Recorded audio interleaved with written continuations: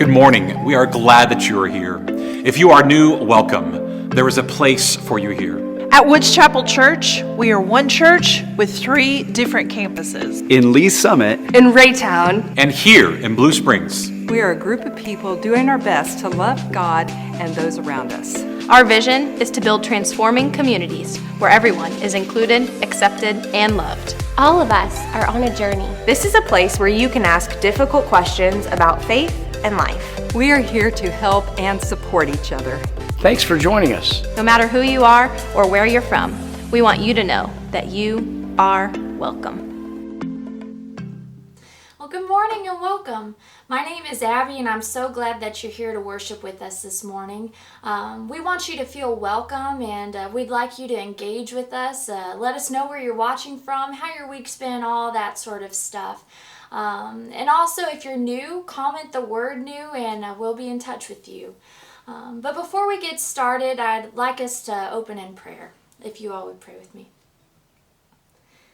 Dear God, we just thank you so much for this day that we can come together to worship your name. God, we thank you for your love and your kindness, for your mercy. God, we thank you that we know that we are never alone because you are right there with us, that you're walking through every season with us, and that we are not alone. And God, that also we have this community in you to get through things.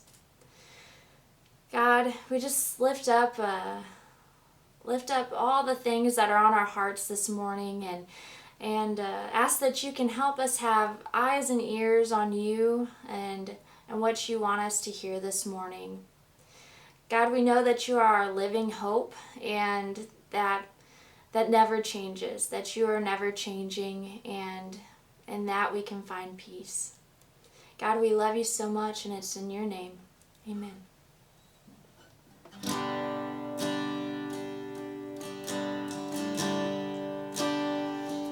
How great the chasm that lay between us, how high the mountain I could not climb. In desperation I turned to heaven and spoke your name into the night. And then through the darkness, your loving kindness tore through the shadows of my soul. The work is finished, the end is written. Jesus Christ, my living hope.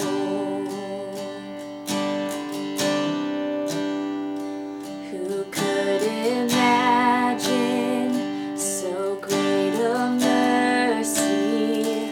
What heart could fathom such boundless grace? The God of ages stepped down from glory to wear my sin and bear my shame. The cross has spoken, I am forgiven. The King of Kings calls me his own. Beautiful Savior, I'm yours forever. Jesus Christ, my living hope. Hallelujah, praise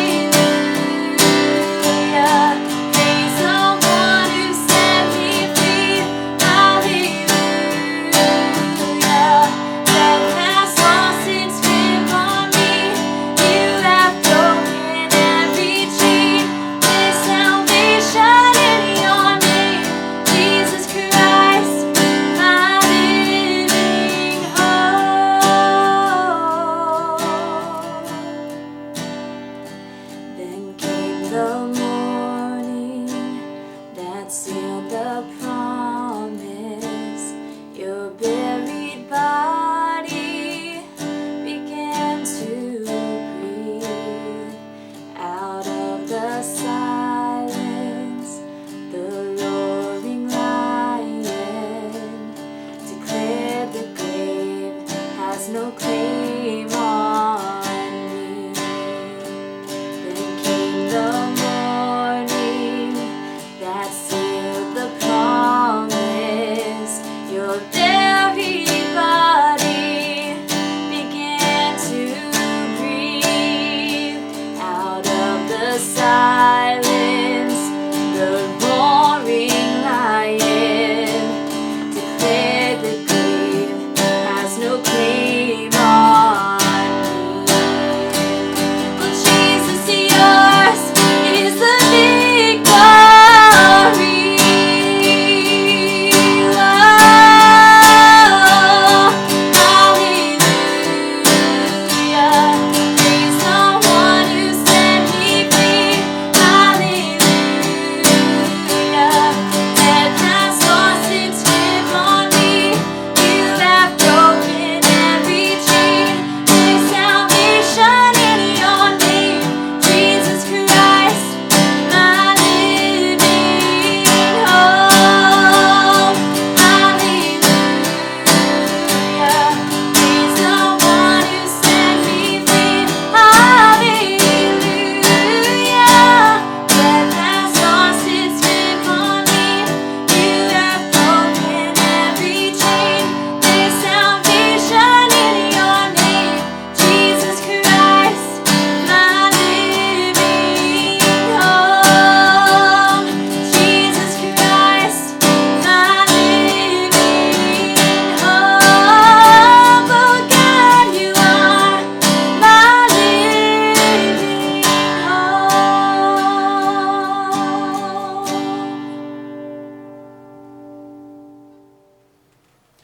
Good morning. My name is Michael Scott, and I just want to thank you for joining us this morning. And we've been talking about chaos and community. And so we're in the middle of a sermon series that's called From Chaos to Community. And we've been talking about situations right now in our culture and the situations around us where there's a lot of chaos and there's a lot of things that seem that are distracting to us, that are causing some havoc. And how do we take that chaos? How do we deal with that chaos and turn it from something that's ugly and horrible, like racism, and how do we take that and turn it into something that's beautiful, to bring us back into community? And so I've been inviting all of you to share your stories. And so I'm going to ask you right now to share stories of maybe a chaotic situation that you experienced this week, that hopefully from that some community came from it, something good come from it. I'm going to share a story about two of my friends on Facebook. And I'm going to call them Melissa and Joan. Okay, so Melissa and Joan are having this conversation, and it's about race. And they're having this conversation back and forth. And Melissa finds herself on a more traditional side, and Joan finds herself on the more progressive side. And so as they're having this conversation, it gets ugly and it gets extremely chaotic, and other people start chiming in and calling, racist, and you just, you don't like people of color, and when you say this, and you're just really ugly and chaotic. And about, 50 comments in later on down, as the two people begin to encourage each other, as they begin to have a little more dialogue, and one had referenced for the other one to go watch another video. And it was beautiful because by the end of it, even in the midst of all this chaos and these ugly words and the things that were thrown around, by the end of it, I believe that they came to the middle and they saw the other one's perspective. Now, they didn't necessarily solve anything, but I believe that relationship got a little bit better. I believe that education happened. And I believe we moved just a little bit, just a very small bit, away from systemic racism. Now, I hope that you're able to have those conversations with your friends. And we've been talking about these chaotic situations, specifically right now about race. And how do we deal with them? And what do we do about it? And I've been inviting people of color to come in and to have conversations, to have some dialogue, to hear their story. And so the first week we talked about how Jesus addressed racism. And I invited my friend Clarence and my son to come in and to talk about racism and some stuff that they had experienced, and maybe some things that we can do to combat racism and to combat these feelings that people of color, not just feelings, but to change their situation, that we don't treat them as less than. And so Jesus addresses this because in his day and age, the Samaritans were the people who were looked on as less than. And the Jewish people were the dominant culture, and the Jews and the Samaritans did not get along, and they were fighting with each other constantly. And so Jesus takes the Samaritans, and over again in his ministry, he makes the Samaritans the heroes of his story.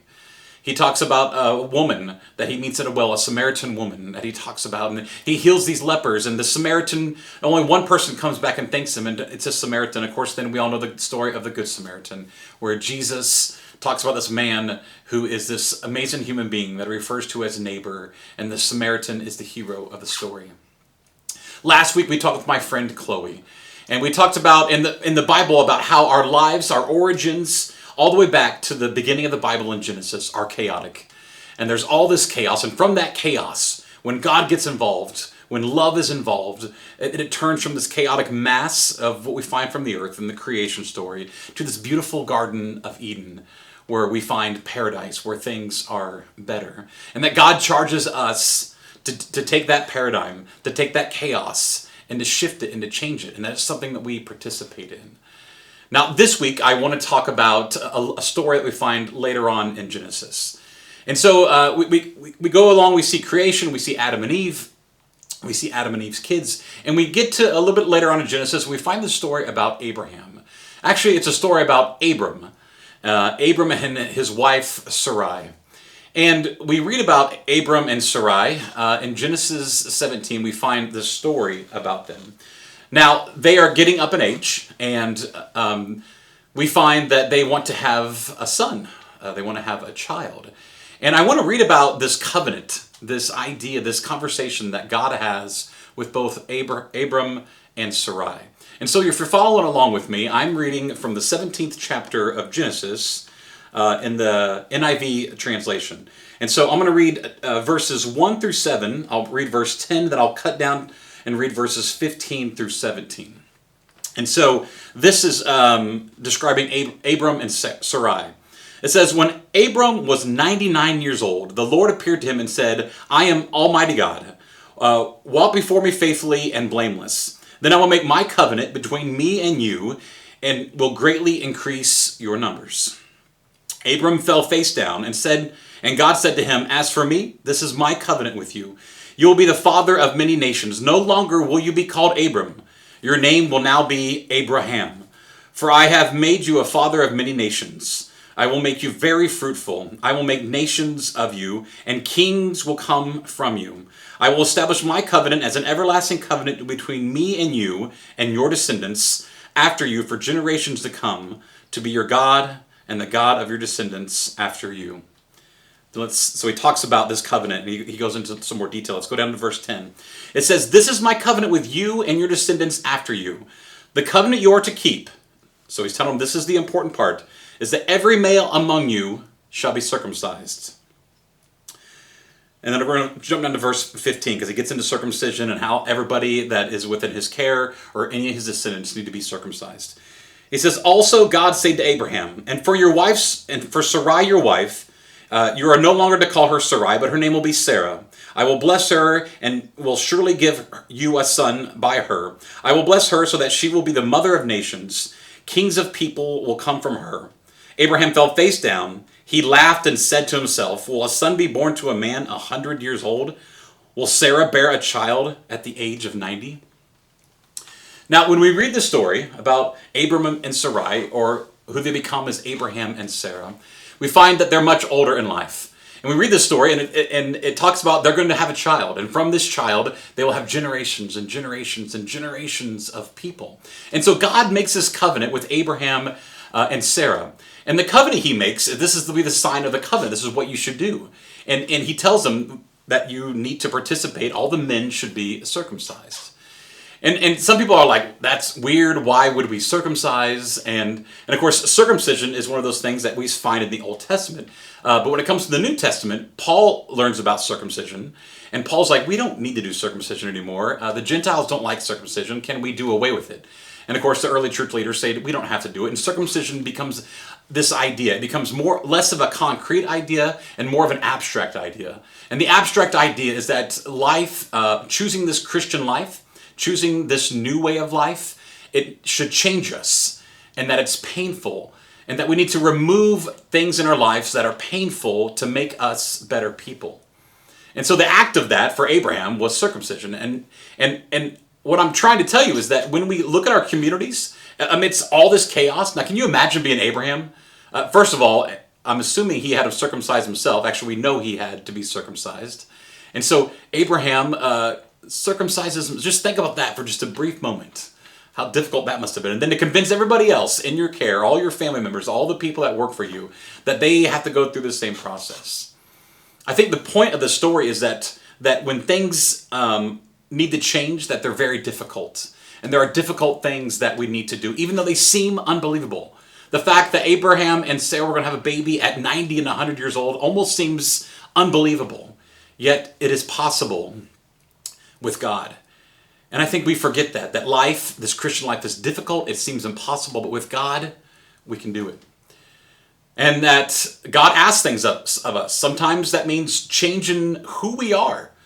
I mean, with Abram and Sarai, he even asked them to change their name. I think the point of this story, and something that we can learn from about taking chaotic situations and turning them into something beautiful and turning them back towards community, is that it's not going to be easy. Like circumcision, like changing your name, like having a baby at 90 and 100 years old. This is not going to be easy. But with God and with each other and through the lens of love, it is possible. This week I had a chance to sit down with another friend. And so today we're going to listen and hear her story about coming from chaos and moving into community. Let's take a look. This is my friend Danica. And Danica, welcome. Thank you for being a part of our conversation today. Hello. I am curious. So as a person of color, with the situation that is happening in our communities right now, you know, we have protests happening, and there are a lot of people who are hurting. And as a person of color, what has your experience been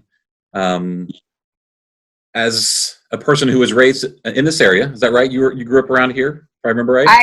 I am kind of bebopped a little bit. I officially moved to Blue Springs toward the end of elementary, beginning of middle school. Okay. But before that, I grew up in Kansas City. Okay. In Wyandotte County. So, as a person of color, what has your experience been, or how can you help us understand what's happening around us maybe a little bit better? I really think that what's happening around us has been a culmination of things over time. I think that I was having the conversation with a friend of mine this morning. I said, you know, this was almost like the match that lit the firework. Right. Because I think we forget how short a time history has really passed. Because, for example, I have a picture from a scholarship that I got in college, where I'm standing next to Linda Brown from Brown versus the Board of Education, Martin Luther King's niece, Martin Luther King's sister, and Linda Brown's mom. And that desegregated schools. That wasn't that long ago. And here I am talking to you, and I received that scholarship and was standing right next to her. We have generations coming together that are coming from different points of history, and trying to figure out how to maneuver the present. And those generations have taught values or not values, or been aware or not aware as they're raising their families, that I think gives different lenses, because people's lenses are shaped by their experience, their exposure, and their education to any given topic, population, anything in life. And people's lenses were opened by a horrible event. But then when those lenses were opened, it sparked conversation and research and eyes to open in a different way, and to look through the lens of different people. And in doing that, it has really opened the eyes of the world to have discussions that were much needed. And I think that's what's going on right now, is it opened up people's eyes to have conversations with others, with themselves. And that is kind of what sparked all of that right now. I like that. So history is usually written and recorded and then told by the people with the power, or the winners often, right? Like in wars, usually the people with the power, they get to tell the story because they won. And so in my faith, at least as a pastor, I love that I'm a Christian. So in the history of our Bible is often written not by the victors. It's often written in the context of those who were struggling, because our Jewish brothers and sisters, their heritages, they were oppressed, and right. So I love that you bring that up, though, that we need to learn, sometimes relearn, or learn for the first time about what actual history has taken place and what context and people's perspective. Is that what I heard you say? Like their lens. It's yes. Because, I mean, honestly, I think people would be naive not to say people have biases in their lives. Everybody has a bias towards something. Not saying it's a negative thing. It's just, it is what it is. But right now, people are getting more exposure to things. They're getting more experience with things, and they're seeking education on things. And that adjusts people's lens. And people are looking at this situation from the same lens, but with different education, exposure, and experience. And that's where the conversations are starting. That's awesome. How do we go about? Okay, so we're exposed to more things now with social media, and we just have, it's more accessible to us. Right. And so how does as a white person, how can I have those conversations? So what does that look like? Now you and I have had conversations off camera and things before, right. But there's other people who may be uncomfortable for them on either side. How do we break down some of those barriers? I will tell you, just reaching out, if you have a friend that's a person of color, and just telling them that you see them, that you appreciate them and would love to have a conversation. I think it's a real safe place to start. I mean, for both involved. Because I know I've had quite a few friends that have just reached out to me with that kind of language, and it is humbling because, I mean, I've walked my journey as I do, looking the way that I look, and I have experiences with things that most of my friends probably wouldn't even be aware of, or I think of things or consider things when I do things that most people probably wouldn't be aware of. But now we're realizing that there are people that have to do that. And so when they have those kind of conversations, it lets me know that they acknowledge that, and it almost gives me comfort in being a little bit more vulnerable when they ask the questions. But I also know the amount of vulnerability it takes to reach out to me to make those statements, and the courage it takes on both ends. And so, but like I told somebody the other day, I said, there's people out there that are reaching out their hands and they're wanting people to grab them. And so when people are grabbing hands, it's allowing that conversation to start. That's beautiful. I've not heard that. That's beautiful. Thank you for that. Mm-hmm. Reaching out our hands and then grabbing them. I like that. So you talk about you've had experiences. Mm-hmm. I would like for you to share I think we learn through stories. I really do. I think I think if we're going to be honest with each other and real and trying to relate to one another, and that empathy really comes into play, that relatability when we hear other people's stories. And so, right. Would you be willing to share maybe some of your experiences? I mean, sure. I mean, so for me, they all look very different. And so does my response as I've gotten older, quite frankly. I mean, I distinctly, because I'm biracial, I have a white mother and a black father. I distinctly remember being called an Oreo when I was little, and how much that would infuriate me, because their intention was not to say that I was sweet. Their intention was to speak on my color. and how it would be more than one person doing that.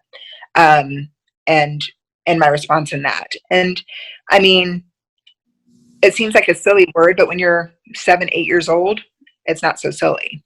And as an adult, I mean, I am a very educated, put together person that can play the game of being dressed up like everybody else. But there are times when I put on my gym shorts and my ponytail and I walk around pretty casually. And my mom sits back and watches people follow me through stores. I've never stolen a thing in my life. My entire life, I can honestly tell you. I'm the person that if you don't ring something up, I'm pointing out saying, hey, don't forget. I mean, and so like I'm integrity to a fault. But I've had that stuff happen. I mean, even as an adult, I have that stuff happen. Which is unfortunate. Can I stay with that 7-year-old girl for just a minute? You sure can. How did that 7-year-old Danica, how did that make her feel when her friends used language that term doesn't seem like that bad of a word? So I feel like there are people who might say the terminology I use is not that bad, but how, as a little girl, how did that make you feel? Well, and I would qualify that this person was not my friend. Sorry. Okay. Yeah, the person said it was not my friend, but my friends also didn't say anything to stop the person. Okay. And because they didn't know how to respond. I mean, you're 7, you're 8, you don't know how to respond. I have adult friends that aren't 100% sure how to respond. So I was furious. I'll be honest. I was furious, and I am not a very passive person by personality. I'll be pretty honest. And so I addressed it.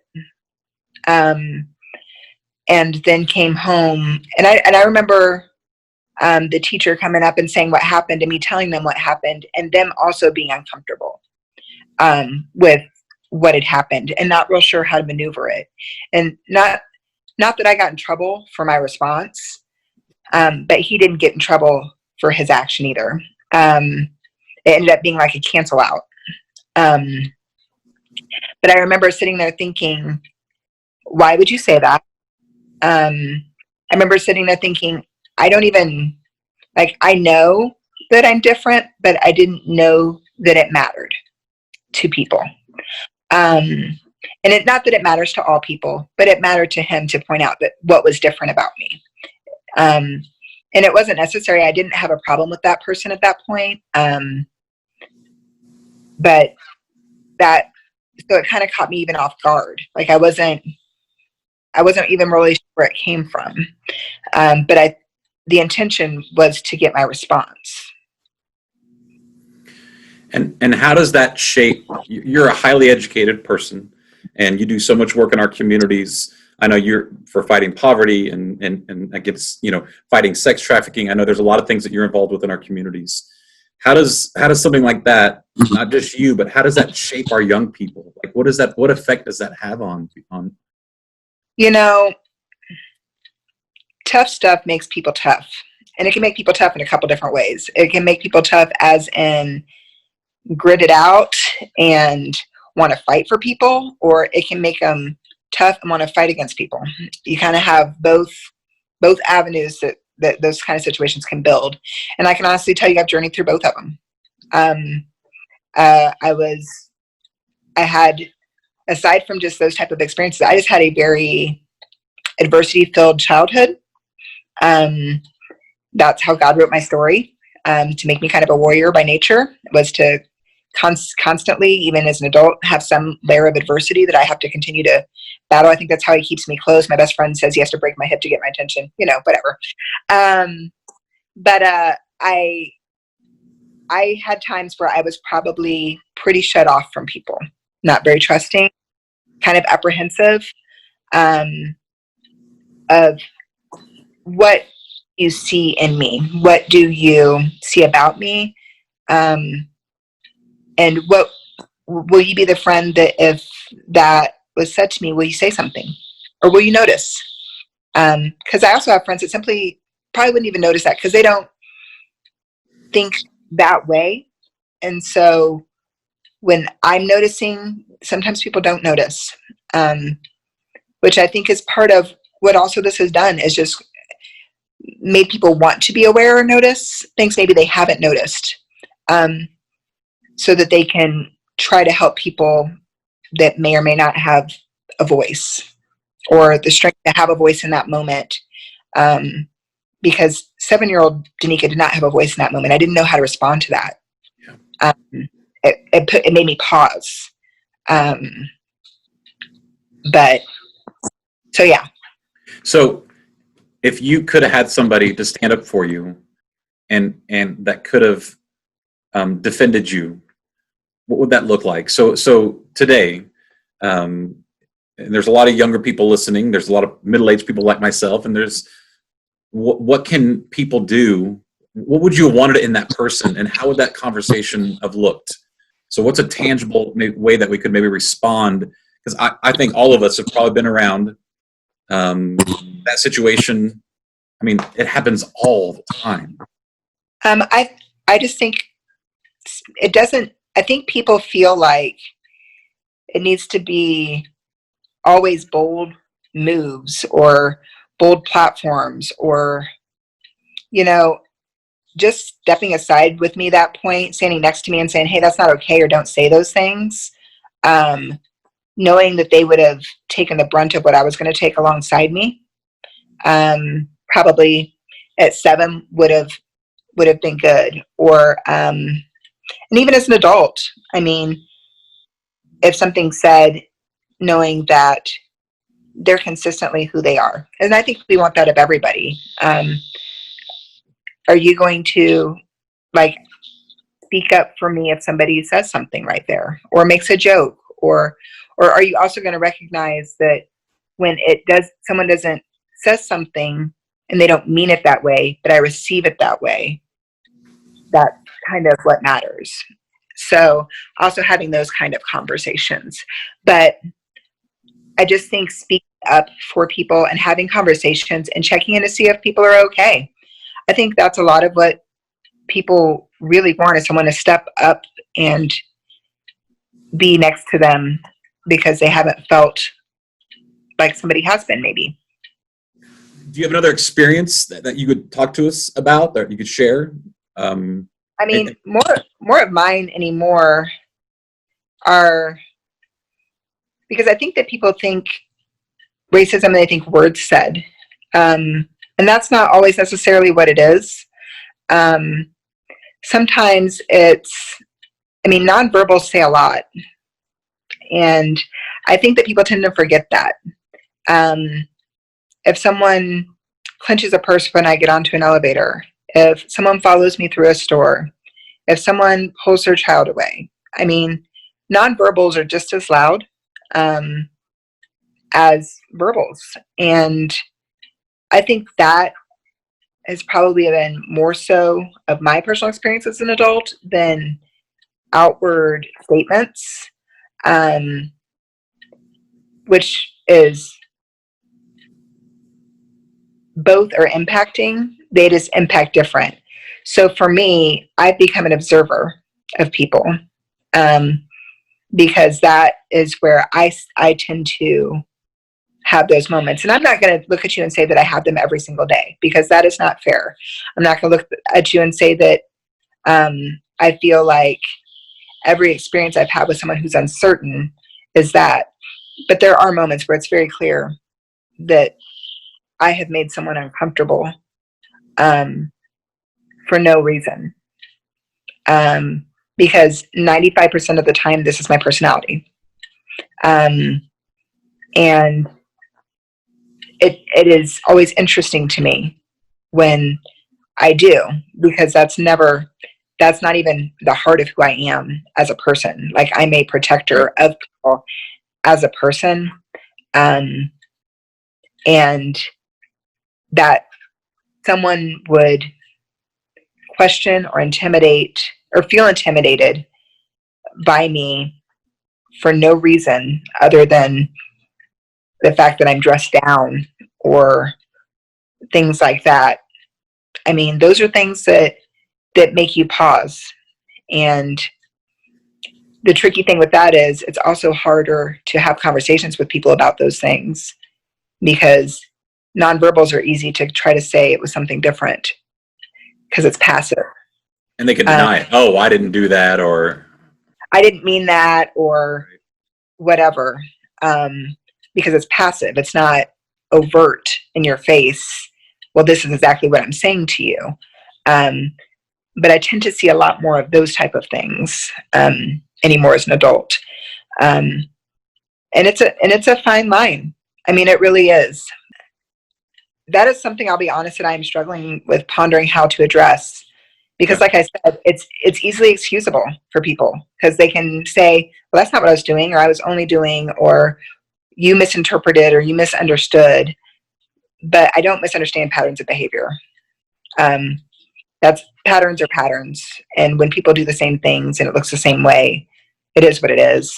What I would say, you would ask, what could someone do in those moments? Like if someone was there, if there was someone else that would have had a conversation with me, just not about that, but just, hey, how are you doing today? And help see me and see you, and acknowledge you. Yes.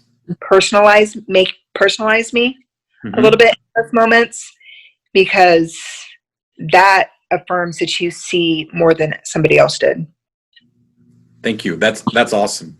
One of the things this makes me think about in my faith is we talk about sins, right? So things that we do that are selfish, and there's sins of omission and there's sins of commission, right? So there's things that we commit, that we do, and those might be the racist things that we might do and say. And then there's the sin of omissions, where it's still wrong, right? The church world uses the word sin, but it still does harm and wrong when we don't do something. So one of the things you see right now is, silence is violence. So I believe that when I read that sign, what somebody's trying to say is, in our silence, that does just as much damage as the person who is saying the things. And so help people who are trying to do better at this. Can you help us understand, or help us to, how can we not be silent? So, and maybe we already addressed this earlier. I don't remember, but I'm a tangible, concrete guy. I like when people watch every week. I want them to walk away going, okay, I can go do that. Do what? You want them to have a takeaway? Yes. Sorry. Yes. I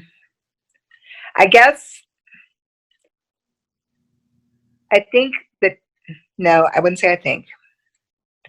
I know that people are going to have to step out of their comfort zones and have conversations. I know that people are going to have to speak on things they haven't spoken on before. I know that people are going to have to do self-reflection. And people are going to come up with different discoveries on that. And that is okay. Because we all have our own journeys, our own experiences that shape who we are, how we respond, what we see. But as Christians, we are called to love another. That is what we're called to do. We are called to step in the gap for people that need someone to step in the gap. Jesus didn't walk where it was safe. Jesus didn't not have hard conversations. He spoke up. And he loved big, because love sometimes isn't easy. Love sometimes is honest. Love sometimes is having hard conversations. Love sometimes is saying the last 10%, the stuff you don't want to say to somebody, but you need to say to somebody because you love them enough to have that statement said, because you love them enough for them to know that about themselves, because other people see it and you want people to see who you see in them. That's what love is. And that's what Jesus does to us every time we open up a Bible and we read something and it hits each one of us different. He's loving us because he wants us to learn a lesson within that and apply it and use it to be an example of who he was, because that's what we're called to be. We're called to be a walking example of who he was. And he was the one who met the woman at the well and gave her water. He walked up and gave her water when nobody else would. He saw her when nobody else would. He went where nobody else would go. And how powerful is it that we have a big well right now and we are asked to pick up the cup? How powerful. That is so powerful. And why not pick up the cup? Our cups may look different. The well may look different depending on our communities, depending on our environments. But the Samaritan woman needed to be seen, regardless of her indiscretions, regardless of her past. She needed somebody to meet her in her present and go from there. Meet someone where she was at and have a relationship from there. And more importantly, she also welcomed that relationship. So it's a mutual welcome. It's a mutual conversation that needs to occur. It's a mutual cup that needs to be shared. And that's where we need to be. That's where we need to go. We need to meet each other at the well and take a drink of the love that God has called us to give to each other. That was beautiful. That was. I'm probably going to end it with that, or at least on the recording. That was perfect. Thank you. Yeah, no problem.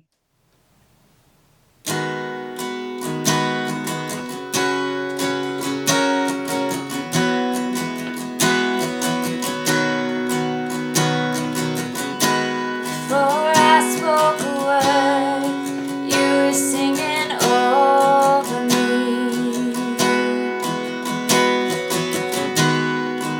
You have been so good to me. Before I took a breath, you breathed your life in me. You have been so kind to me. And oh, the overwhelming, never-ending, reckless love of God. And oh, it chases me down, fights till I found, leaves the 99. And I couldn't earn it, I don't deserve it, still you give yourself away. Oh, the overwhelming, never-ending, reckless love of God. Yeah.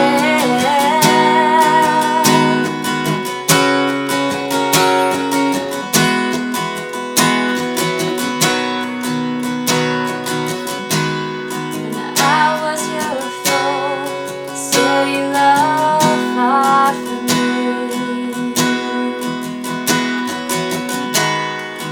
You have been so good to me.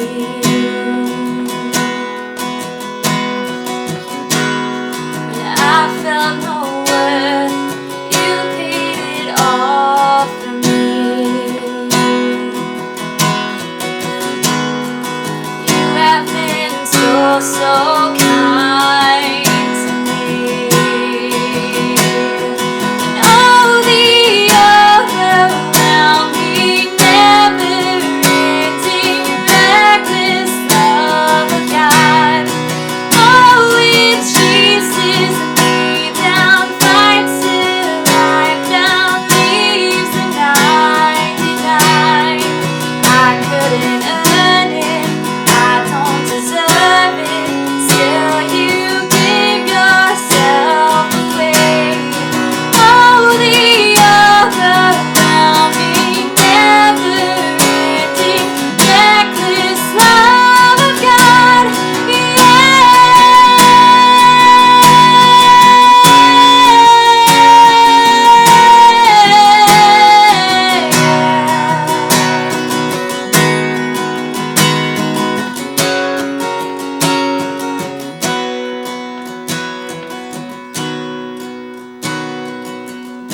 There's no shadow you won't light up, mountain you won't climb up, coming after me. There's no wall you won't kick down, lie you won't tear down, coming after me. There's no shadow you won't light up, mountain you won't climb climb up, coming after me. There's no wall you won't kick down, lie you won't tear down, coming after me.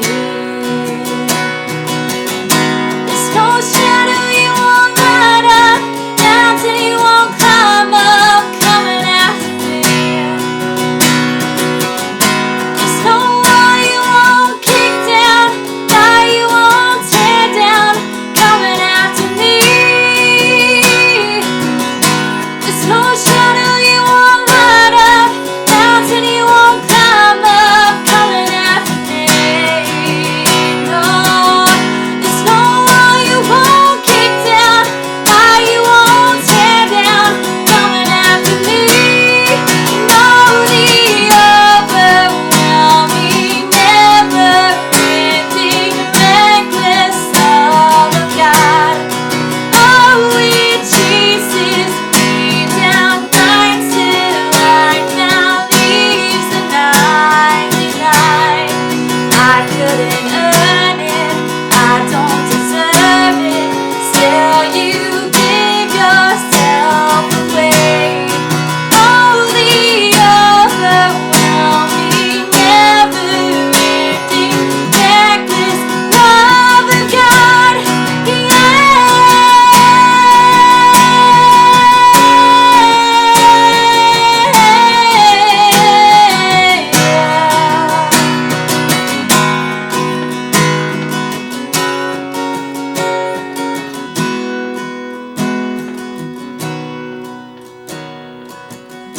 There's no shadow you won't light up, mountain you won't climb up, coming after me. There's no wall you won't kick down, lie you won't tear down, coming after me. Don't forget to see the good and go in peace.